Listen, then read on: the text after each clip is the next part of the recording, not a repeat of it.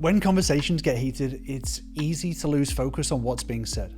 Oftentimes it can devolve into long rants that not only get off topic, but you continue to talk and talk, trying to make your point heard, but the conversation just seems to get worse. And then to cap it all off, your partner then accuses you of lecturing them. So how do you take control of conversations and make your point clearly without causing even more damage? We'll be going through step by step how to make your point clearly and concisely without lecturing.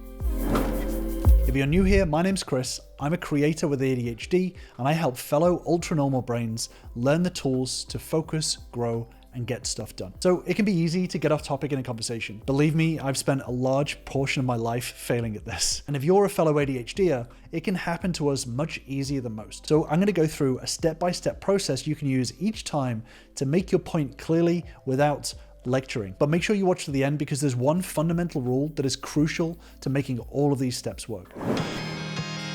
You know, as an ADHDer, one of the main problems that we can have is trying to find our point mid-speaking. This is something that I've been guilty of many times in my life, where I know my point, but the point is at the back of my mind, and I start speaking thinking that I'll find the point eventually. What happens is you get a fire hose of meandering thoughts before you eventually settle on the point that you're trying to make, but by that time, it's 5 minutes down the line. So what can happen is that you start speaking before you start thinking. I get it. The intent is not there to lecture. Problem is that in trying to hammer your point home, this damages what is known as emotional safety. Emotional safety is the environment to be able to say what you want without fear of repercussions. And what can happen is that if you try to hammer your point home, it becomes a negative repercussion to your partner. And it can cause partners to shut down, to steer away from having conversations because they feel like they'll be lectured. The very first thing to do is to make your claim. A lot of people mistakenly think that you need to pave the way to making that claim with all of this evidence and the reasons why before you make your final statement. But that is not the case. The best way to do it is make your claim first and then work your way backwards. So how do you make your claim? Well, it's easy. One sentence, one point. That's it. Address the main point of what is being said, not the details. A lot of people try to justify their thoughts first, which leads to a lot of meandering talk, but don't bury the lead. So for example, you could say, I sometimes feel hurt by the things that you say, or I think that I'd be able to get more work done in a tidier office, or I don't think we could afford to travel this year. And it can even work for lighthearted conversations like, I think that Avatar is the greatest movie of all time.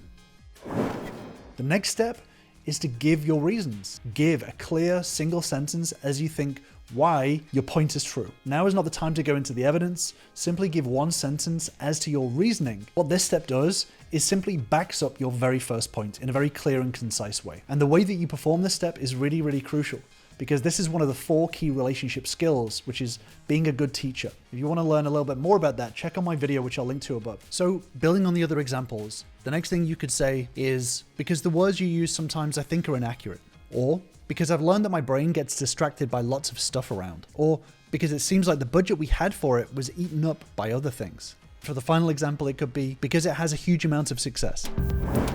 And then the next step is to use examples. And this is where you add the color to illustrate your point. Giving 1 or 2 very simple examples help to add credibility to what you're saying, but they need to be short. And this is usually where people trip up quite a lot. A lot of us can jump in with the examples first without actually making our point. And when you think about it, this is where it's really easy to get lost in a conversation, because you start listing out all of these examples, but you're not actually making your point. So your partner is listening to you thinking, where is this point going? What are you trying to say? You're just giving a load of examples. I know that I've done this many, many times in my life. Leave a comment below if this is what you do too. So for the ones that we're looking at, we could say something like the other day you called me lazy when I forgot to do the dishes. Or like the day I tidied the entire office, that was the most productive day I had in months. Or we spent $300 on getting the car fixed, which came from the savings. For example, it made $2.9 billion at the box office, and the Times called it the Star Wars of our age. See how all of these examples are very clear to the point and build on the why that you've already introduced. And then as we start to close up, it's important to go back to the beginning. So this is where you simply restate your original point. You go back to your original point and simply restate it. It simply reminds your partner and yourself of the point that you're originally making. So I sometimes feel hurt by the things that you say. So it seems like when the office is tidy, I'm more productive. So I just don't think there's a budget to travel. So that's why I think it's the greatest movie ever.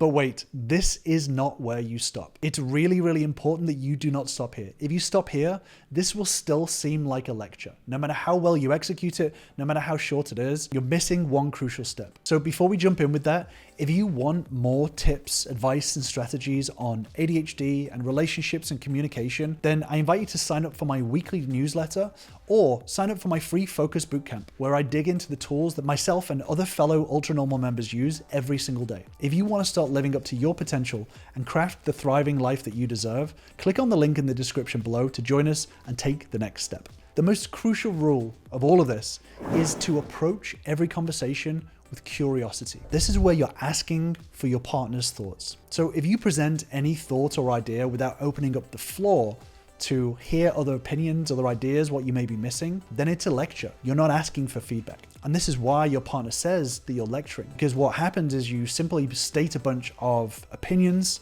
that you place as facts, and you don't open up the floor to hear any other perspectives. But I don't want this to be just about me. What are your thoughts? But maybe I'm missing something.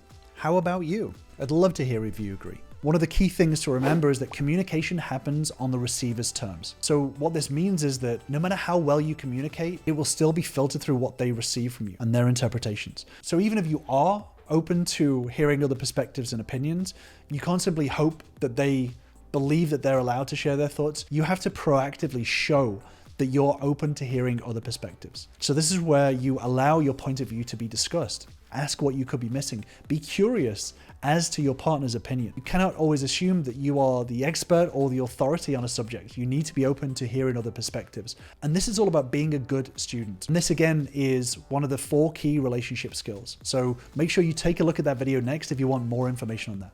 And if you do want more skills, tips, and strategies on ADHD, relationships, and communication, feel free to subscribe to the channel. Thank you as always for watching, and I will see you in the next video.